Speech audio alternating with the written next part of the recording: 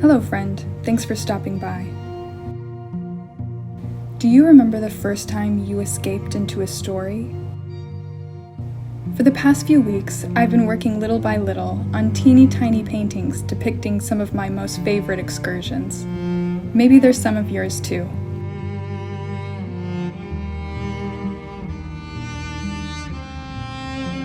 When I was 10 years old, my life changed forever. I can remember the click of a DVD case and pulling the blinds closed. My dad pressed play on the menu, and for the first time, I was somewhere else. I had escaped into another world through a story. Most of the time, you'll find me stitching miniature embroideries. But today I thought we could spend the day painting itty-bitty hobbit holes to turn into necklaces. Lord of the Rings is one story I will always want to keep close to my heart.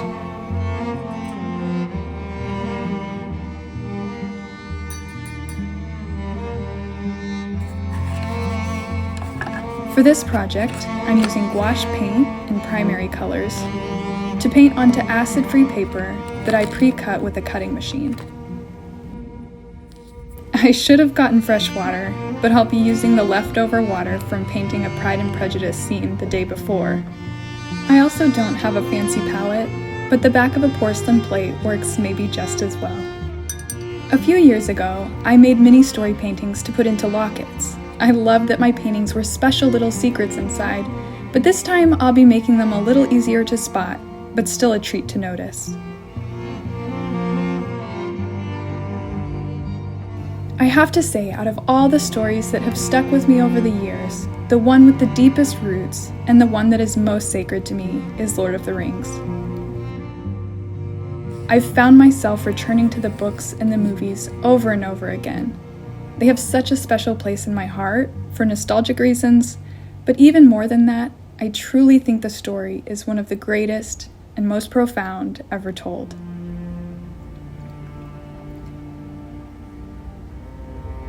That day, when my dad introduced me to Lord of the Rings, I was exposed to something so different than anything I had encountered before. A story of a pretend place that felt so real and so important, it came alive. When the credits rolled and real life resumed, I was different. Do you remember that feeling? I would love to know what story opened your eyes and heart to perhaps a pretend setting, but to good, beautiful, deep truths nonetheless. The genre of fantasy, which Lord of the Rings helped to popularize, is sometimes criticized as being an escape from reality.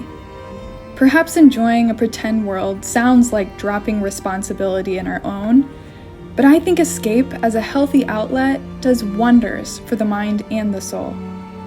The author of Lord of the Rings, J.R.R. Tolkien, believed that true escape is not running away from reality, but gaining new perspectives and returning to our own life with renewed insight.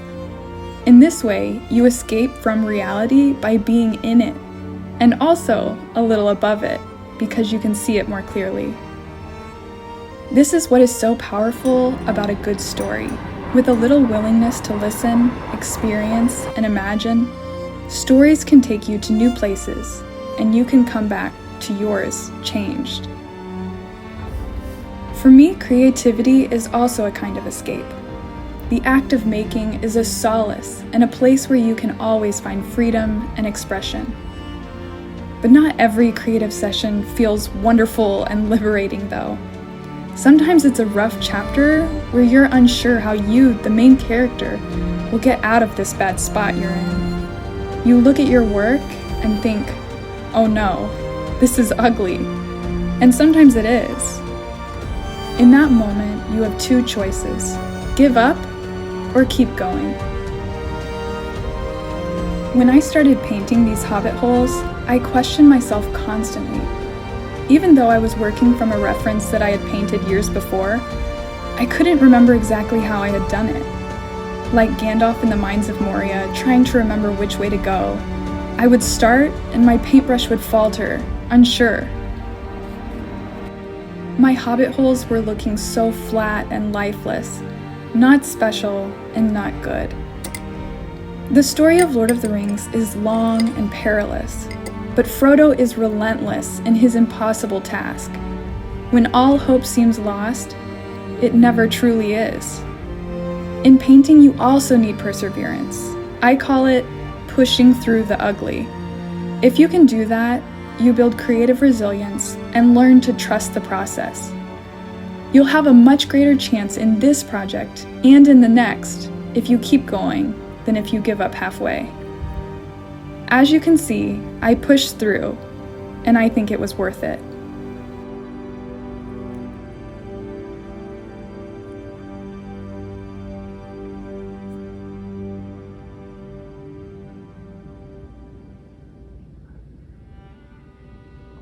If you haven't noticed from this video or this channel, I'm one who loves the little things.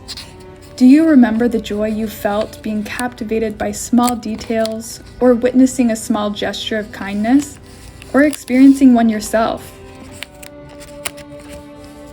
These small moments touch us and make an impression on our own creative souls. In the world of Lord of the Rings, hobbits are the little things. Small, not powerful, overlooked, and almost laughable creatures compared to all the others that live there. Not to spoil it, but it's hobbits that save the world. Gandalf reminds us, some believed it is only great power that can hold evil in check. But that is not what I have found. I have found it is the small, everyday deeds of ordinary folk that keep the darkness at bay. Small acts of kindness and love. I love that quote. To finish my necklaces, I glued the painting in place and tested 2 different coatings. One was thick and glossy, and the other was thin with a slight sheen. I'd love to know which you prefer.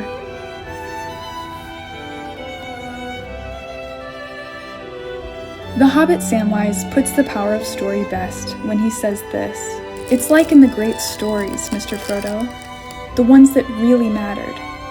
Full of darkness and danger they were, and sometimes you didn't want to know the end, because how could the end be happy? How could the world go back to the way it was when so much bad happened?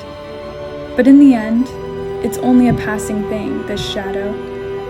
Even darkness must pass. A new day will come, and when the sun shines, it will shine out the clearer." Those were the stories that stayed with you, that meant something. Folk in those stories had lots of chances of turning back, only they didn't, because they were holding on to something. That there's some good in this world, Mr. Frodo, and it's worth fighting for. I hope that my tiny paintings help remind us of the resilient characters and amazing adventure of Lord of the Rings. It is a comfort and inspiration to me, especially when the days feel dark and bad things feel like they're all around. It gives me hope that good will prevail, and I can't help but believe that. If you enjoyed this video, please leave a like, and I hope to see you again in another. Thanks so much for watching. Sincerely, Katie of Dandelion Doily.